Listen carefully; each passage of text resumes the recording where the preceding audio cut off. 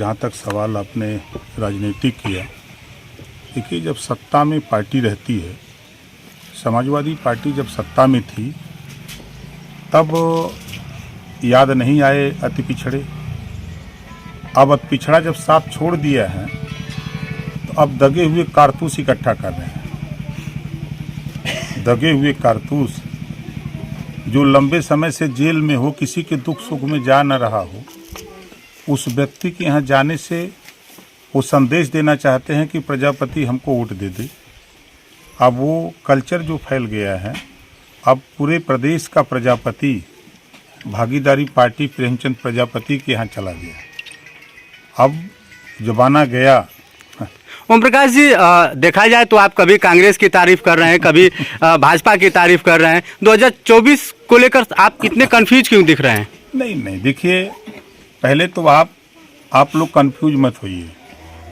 हम क्या बोलते हैं उसको समझिए। आज़ादी के बाद देश में सबसे ज़्यादा factory, railway station, rail line, सड़कें देश में अगर किसी ने बनाया तो कांग्रेस पार्टी ने बनाया। अब इसको कोई झुठला दे। आप 10-90 पर खड़ा होइए। लखनऊ को नवाबों की नगरी बनाया तो मायावती जी ने बनाया, तो उसको भी झुठला दीजिए। अच्छा, देखा जाए तो आप ये भी कह रहे हैं कि कांग्रेस पार्टी अपराधियों को टिकट नहीं देती है, जबकि बसपा अपराधियों को टिकट देती है। क्या कहेंगे आप? नहीं, मेरा कहने का तात्पर्य आप समझिए। मैंने ये कहा कि कांग्रेस पार्टी एक ऐसी पार्टी थी कि उनके नेता अपराधी पालते थे गरीबों के वोट लूटने के लिए। और जब से सपा बसपा भाजपा आई है तब से अपराधियों को टिकट मिलने लगा। अब अपराधी खुद जब देख ले कि हम वोट लूट के नेता बनाते हैं तो क्यों ना हम खुद वोट लूट करके हम क्यों ना नेता बन जाएं। अच्छा ओम प्रकाश जी, देखा जाए तो आप जिसको आप छोटा भाई कहते हैं संजय निषाद जी को, वह आपकी पार्टी में घुसपैठी कर रहे हैं, छेदमारी भी कर रहे हैं। क्या कहेंगे? जब परिवार बढ़ता है तो उसमें निश्चित है कि दो लोग इधर उधर होते रहते हैं। और मजे की बात आप उन्हीं से पूछिएगा। 2016 में निषाद जी ने उन दोनों को पार्टी से गमन के आरोप में निकाला था। हम आपको कटिंग दे देंगे, वीडियो दे देंगे और उनके 10 नेताओं से बतवा देंगे। वो लोगों को कहीं शरण नहीं मिल रही थी, हमारे पास आए। हमने कहा देखो भाई, आप लोगों के ऊपर ये आरोप है, पार्टी में इस तरह का काम नहीं किया जाता है। अगर कोई चीज़ हो तो नेता से कह करके कुछ कर लो। तो कहा ठीक है साहब, हम लोग कुछ नहीं करेंगे। अभी आपको कुछ ही दिन के बाद दिखाऊंगा। कल मैं था औरैया में कम से कम 7 लोग आए थे हमसे ये कहने के लिए कि साहब पार्टी छोड़ के चले गए, हम लोगों का पैसा कैसे मिलेगा।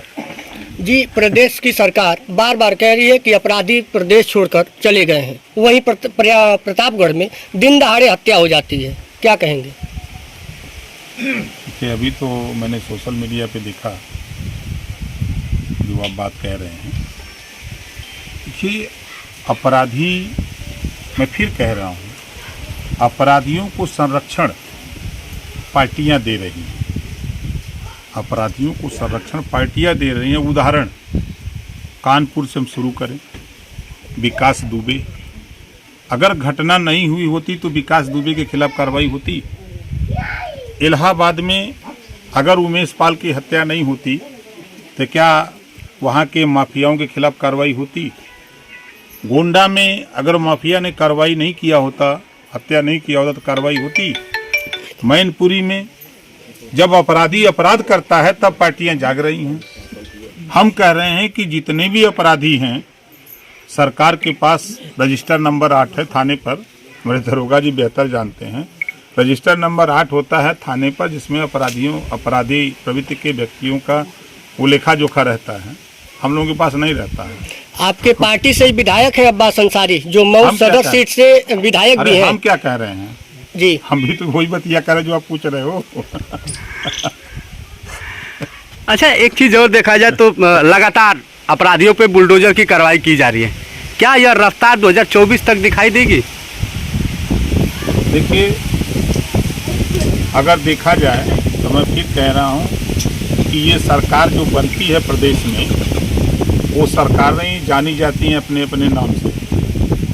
जैसे ये सरकार बुलडोजर की सरकार है, जैसे आप कह रहे हैं। पिछली सरकार गुंडों की सरकार कहते थे लोग। हर सरकार को किसी न किसी नाम से जोड़ा जाता है। उनके अपने काम करने का तरीका अलग अलग, प्रदेश में अमन चैन भाईचारा पैदा करने के लिए प्रदेश के विकास में जो लोग बाधक हैं उन पे कैसे नकलें लगाई जाए। कुछ पार्टियां हैं नकलें लगाती हैं, कुछ पार्टियां संरक्षण देती हैं। ये है।